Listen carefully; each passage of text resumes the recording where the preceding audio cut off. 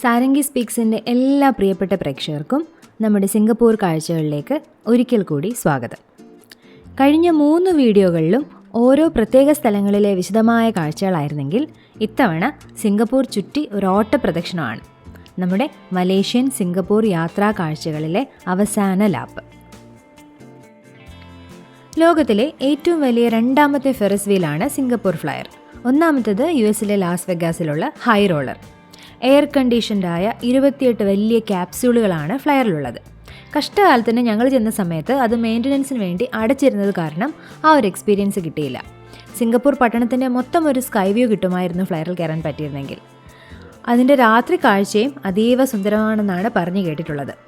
സിംഗപ്പൂരിൻ്റെ formula 1 racing ഇല്ലേ, Singapore grand pre, അതിൻ്റെ racing ട്രാക്കും ഇതുവഴി കൂടി തന്നെയാണ് കടന്നു പോകുന്നത്.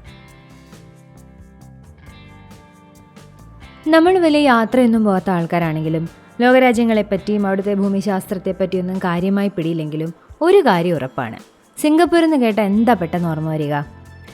സിംഹത്തിൻ്റെ തലയും മത്സ്യകന്യകയുടെ ഉടലുമുള്ള ആ രൂപമല്ലേ, അതാണ് മെർലയോൺ, സിംഗപ്പൂരിൻ്റെ ഔദ്യോഗിക ചിഹ്നം. മെർമെയ്ഡും ലയണും ചേർന്ന രൂപം. മെർ എന്നാൽ കടൽ എന്നാണ് അർത്ഥം. സിംഗപ്പൂരിലെ സിംഹത്തിൻ്റെ കഥ നമുക്കറിയാമല്ലേ? ഇല്ലെങ്കിൽ ഇതാ ലിങ്ക് മുകളിലുണ്ട്, കണ്ടു നോക്കിക്കോളൂ. ചുറ്റും കടലല്ലേ, അതുകൊണ്ട് തന്നെ പുരാതന കാലം മുതലേ സിംഗപ്പൂരിനുള്ള മത്സ്യസമ്പത്തും കടലുമായുള്ള ബന്ധത്തിനെയൊക്കെ കാണിക്കുന്നതാണ് മെർമെയ്ഡ്. സിംഗപ്പൂർ ടൂറിസം ബോർഡിനു വേണ്ടി അലക് ഫ്രേസർ ബ്രണ്ണർ എന്ന ബ്രിട്ടീഷ് ഇക്തിയോളജിസ്റ്റാണ് ഈ സിംബൽ ഡിസൈൻ ചെയ്തത്. മത്സ്യങ്ങളെപ്പറ്റിയുള്ള പഠനശാഖയാണ് ഇക്തിയോളജി. പേരിടാൻ പറ്റിയ ആൾ തന്നെ അല്ലേ? മെർലിയോൺ ശില്പത്തിനടുത്തായിട്ട് ഒരു ശിലാഫലകത്തിൽ ഒരു കവിത കുറിച്ച് വെച്ചിട്ടുണ്ട്. യുളീസസ് ബൈ ദ മെർലിയോൺ എന്നാണ് പേര്. സിംഗപ്പൂരിലെ പ്രസിദ്ധ ഇംഗ്ലീഷ് സാഹിത്യകാരനായ എഡ്വിൻ തമ്പുവിൻ്റെ കവിതയാണ്.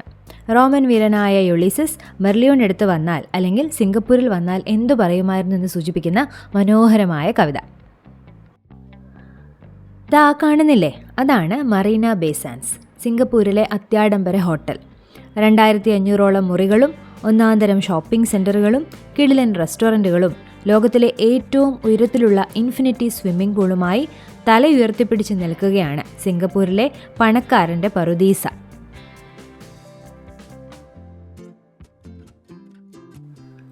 അടുത്തതായി നമ്മൾ സന്ദർശിച്ചത് ചൈന ടൗണിലെ ഒരു പഴയ ക്ഷേത്രമാണ്.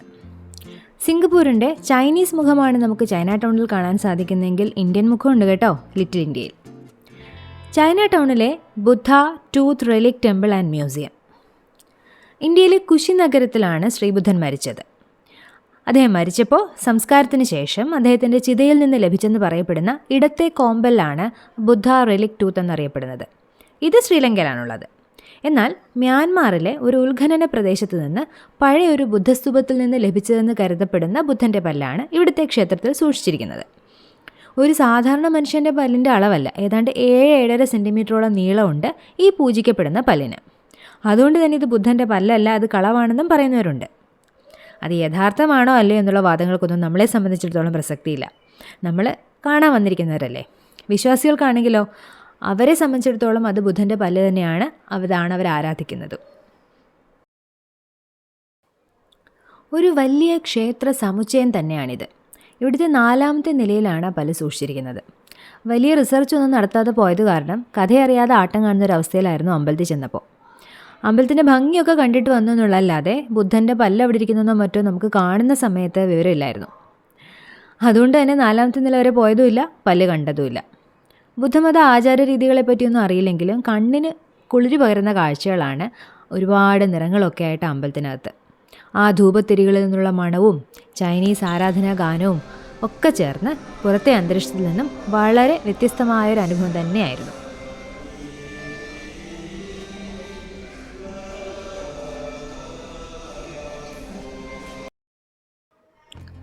പകലത്തെ യാത്രയും കാഴ്ചകളും എല്ലാം കഴിഞ്ഞിട്ട് വൈകുന്നേരത്തോടെ ഞങ്ങൾ മണ്ടൈ വൈൽഡ് ലൈഫ് റിസർവിലേക്ക് പോയി. പ്രധാനമായും 4 ടൂറിസ്റ്റ് അട്രാക്ഷനാണ് അവിടെയുള്ളത്. സിംഗപ്പൂർ സൂ ഉണ്ട്, അതുകൂടാതെ നൈറ്റ് സഫാരി, റിവർ വണ്ടേഴ്സ്, പിന്നെ ബേർഡ് പാരഡൈസ്. നിങ്ങൾ മണ്ടൈ റിസർവിലേക്ക് പോകുന്നുണ്ടെങ്കിൽ ഒരു ദിവസം മുഴുവൻ അവിടെ ചിലവഴിക്കാനുള്ള രീതിയിൽ വേണം പോകാൻ. ഞങ്ങൾ നൈറ്റ് സഫാരിക്ക് വേണ്ടി മാത്രമാണ് ടിക്കറ്റ് എടുത്തിട്ടുണ്ടായിരുന്നത്. റിവർ വണ്ടേഴ്സ് ഒരു പ്രത്യേക അനുഭവമായിരുന്നു എന്ന് പോയവരൊക്കെ പറഞ്ഞു കേട്ടു. നമുക്ക് പാണ്ടാസിനെയൊക്കെ കാണാൻ പറ്റും അത്രേ. നൈറ്റ് സഫാരി എന്തായാലും ഞങ്ങൾക്ക് വളരെ ഇഷ്ടപ്പെട്ടു. ഉഷ്ണമേഖലാ വനങ്ങളിലെ ജീവികൾ മിക്കതും രാത്രിചാരികളാണത്രേ. അവരുടെ തനതായ ആവാസ സ്ഥലത്തുകൂടി വാഹനത്തിൽ ഒരു യാത്ര. ഓരോ പ്രദേശത്തെ പ്രത്യേക ജീവിവർഗ്ഗങ്ങളുടെ ട്രെയിൽ നമുക്ക് നടന്നും കാണാം. അതിന് പ്രത്യേക ടിക്കറ്റാണ്. ക്യാമറയുടെയും മൊബൈലിൻ്റെയും ഒക്കെ വെളിച്ചം കണ്ണിലേക്ക് അടിക്കുന്നത് മൃഗങ്ങൾക്ക് ബുദ്ധിമുട്ടായതിനാൽ അതിന് മുതിരെഴുതുന്ന പ്രത്യേക നിർദ്ദേശമുണ്ടായിരുന്നു. യൂണിവേഴ്സൽ സ്റ്റുഡിയോസിൽ പറഞ്ഞ പോലെ പല പല സമയങ്ങളിലായി ഇവിടെയും ഉണ്ട് പലതരം ഷോകൾ. ആംഫി തിയേറ്ററിൽ മൃഗങ്ങളും പക്ഷികളും ഒക്കെ ചേർന്നൊരു ഷോ കൂടി നമുക്ക് കാണാൻ പറ്റും.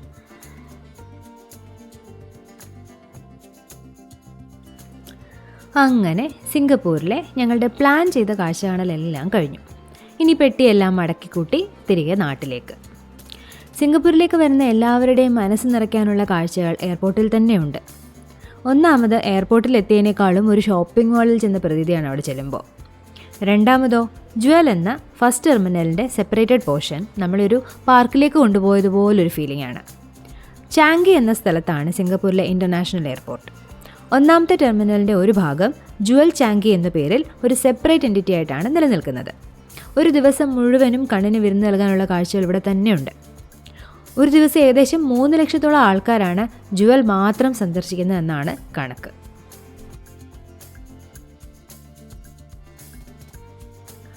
ഇവിടുത്തെ ഏറ്റവും പ്രധാനപ്പെട്ട പ്രത്യേകത HSBC റെയിൻ വോർട്ടെക്സ് എന്നറിയപ്പെടുന്ന ഇൻഡോർ വാട്ടർഫോളാണ്. നമ്മൾ ക്ലൗഡ് ഫോറസ്റ്റിൽ കണ്ടതിനേക്കാളിലും വലുത്. റെയിൻ വാട്ടർ റീസൈക്ലിങ്ങിൻ്റെ ഏറ്റവും ബെസ്റ്റ് ഉദാഹരണമാണ് ജുവലിലെ ഈ റെയിൻ വോർട്ടെക്സ്. ഏതാണ്ട് 40 മീറ്ററാണ് ഇതിൻ്റെ ഉയരം. ഷിസീദോ ഫോറസ്റ്റ് വാലി എന്ന പേരിൽ ആ റെയിൻ വാട്ടർ വോർട്ടെക്സിന് ചുറ്റി നിൽക്കുന്ന ഒരു ഇൻഡോർ പൂന്തോട്ടമാണ് അടുത്ത പ്രത്യേകത. ഏതാണ്ട് 6 ലക്ഷത്തിൽ പരം ചെടികൾ ഈ പൂന്തോട്ടത്തിൽ തന്നെ ഉണ്ടെന്നാണ് കണക്ക്. ഇനിയുള്ളത് ചാങ്കി എയർപോർട്ടിൻ്റെ 5ാമത്തെ നിലയിലുള്ള കനോപ്പി പാർക്ക്. അവിടെ ഒരു സസ്പെൻഷൻ ബ്രിഡ്ജുണ്ട്. അതിൽ നിന്നാൽ ആ റെയിൻ വോർട്ടെക്സിൻ്റെ മുഴുവൻ ഭംഗി നമുക്ക് കാണാൻ പറ്റും. ഇവിടെ പാർക്ക് ഉൾപ്പെടെ ഒരുപാട് എൻ്റർടൈൻമെൻറ്റ് ആക്ടിവിറ്റീസ് ഉണ്ട്. പക്ഷേ എല്ലാത്തിനും ടിക്കറ്റ് എടുക്കണം. ഷിസിദോ വാലിയും റെയിൻ വോർട്ടെക്സും നമുക്ക് ഫ്രീ ആയി തന്നെ കാണാം. ഞങ്ങളുടെ ഫ്ലൈറ്റ് രാത്രി ആയിരുന്നുകൊണ്ട് രാവിലെ മുതലുള്ള സമയം ചാങ്കി എയർപോർട്ട് കാണാൻ വേണ്ടി മാത്രം മാറ്റിവെക്കാൻ പറ്റി.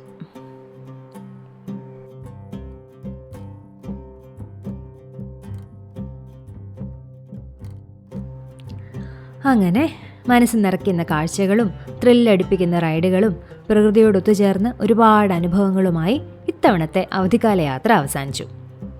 സിംഗപ്പൂരിലെ പാർക്കുകളും റൈഡുകളും ഒക്കെ കുറച്ച് ചിലവേറിയതാണ്. പക്ഷേ അവ തരുന്നൊരു എക്സ്പീരിയൻസ് വെച്ച് നോക്കിയാൽ അതൊരു മുതൽക്കൂട്ടാണെന്നേ പറയാനുള്ളൂ. ഒറ്റയ്ക്ക് യാത്ര വരുന്നവർക്കും അല്ലെങ്കിൽ കൂട്ടുകാർ ഒരുമിച്ച് മാത്രം വരുന്നവർക്കും ഒക്കെ വളരെ ഒരു നല്ല രീതിയിൽ ബഡ്ജറ്റ് ട്രിപ്പ് നടത്താൻ പറ്റും. ഞങ്ങളുടെ യാത്ര മിക്കവാറും കുടുംബത്തോടൊപ്പം ആയിരിക്കും. മുതിർന്നവരും കുട്ടികളും എല്ലാവരും ഉണ്ടാവും. അതുകൊണ്ട് തന്നെ ഒരുപാട് റിസ്ക് എടുക്കാനൊന്നും പറ്റാത്ത രീതിയിലുള്ള സൗകര്യങ്ങളെ നമ്മൾ നോക്കാറുള്ളൂ. ഓരോ സ്ഥലത്തിനെയും കണ്ടറിഞ്ഞ് തന്നെ നമ്മൾ മനസ്സിലാക്കണം. ഒരു സ്ഥലത്ത് ചെന്നാൽ എനിക്ക് കിട്ടുന്ന അനുഭവം ആയിരിക്കില്ല നിങ്ങളൊരാൾക്ക് കിട്ടുക. ഒരിക്കലും യാത്രയ്ക്ക് പകരമാവില്ല ഈ ദൃശ്യങ്ങളും വീഡിയോയും ഒന്നും. പക്ഷേ സിംഗപ്പൂരും മലേഷ്യയും ഒക്കെ കാണാൻ പോകുന്ന മലയാളികൾക്ക് കുറച്ചെങ്കിലും ഉപകാരം ചെയ്യാൻ ഈ വീഡിയോയ്ക്ക് കഴിയുമെന്ന് പ്രതീക്ഷിക്കുന്നു.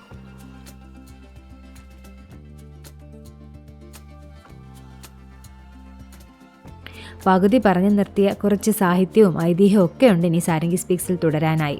അതൊക്കെയായി പുതിയൊരു വീഡിയോയിൽ കാണും വരേക്കും എല്ലാവർക്കും നന്ദി.